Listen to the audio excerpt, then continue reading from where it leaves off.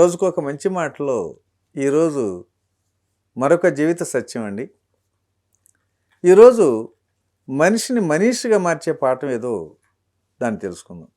కొన్నిసార్లు మనం ఎదుటివారికి వారి మంచి కోరి చెప్పే మాటలు ఎటువంటి మార్పు తేలైనప్పుడు ఒక్కసారి వ్యతిరేకంగా మాట్లాడి చూడండి, మార్పు ఖచ్చితంగా వస్తుంది. మన ఉద్దేశం అర్థం చేసుకున్నవారు మనల్ని ఎప్పుడు మంచిగానే చూస్తారు. కొందరు అపార్థం చేసుకున్నంత మాత్రాన మనకు పోయేది ఏమీ లేదు. మనసుకు కాస్త బాధ కలిగిన మన వాళ్ళు సంతోషంగా ఉంటే అదే చాలనుకోవాలి కదా. అలాగే బ్రతికి ఉన్నప్పుడు ఎవరినైతే ఏడిపిస్తావో వాళ్ళు నువ్వు సచ్చాక నవ్వుకుంటారు.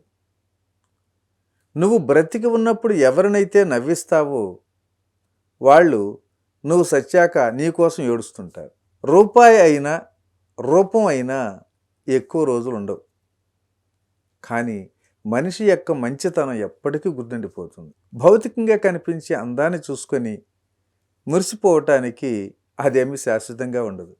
మనసును అందంగా ఉంచుకుంటే 10 మందికి గుర్తుండిపోతాం.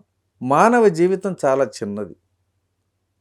ఎవరినూ ద్వేషిస్తూ కాలాన్ని వృధా చేయకుండా క్షమించుటం నేర్చుకుంటే మనం సంతోషంగా గడపగలం. మనిషిలో అహం తగ్గిన రోజు ఆప్యాయత ఏంటో అర్థమవుతుంది. గర్వం పోయిన రోజు ఎదుటివారిని ఎలా గౌరవించాలో తెలుస్తుంది.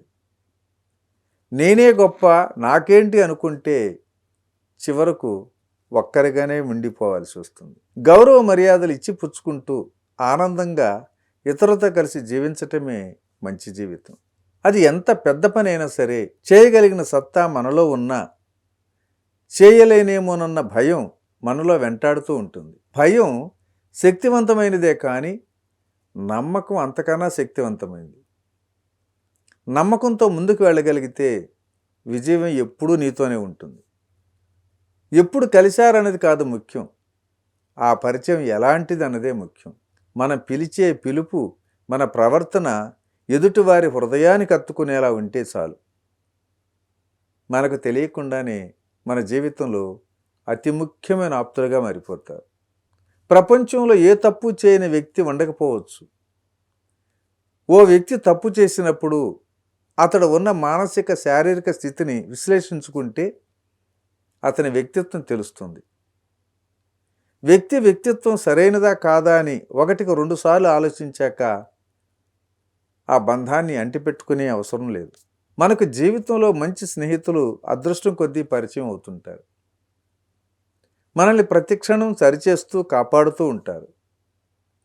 మన క్షేమాన్ని మనకంటే ఎక్కువగా వారే కోరుకుంటారు. ఇలాంటి మిత్రులను చివరి శ్వాస వరకు కాపాడుకోవాలి.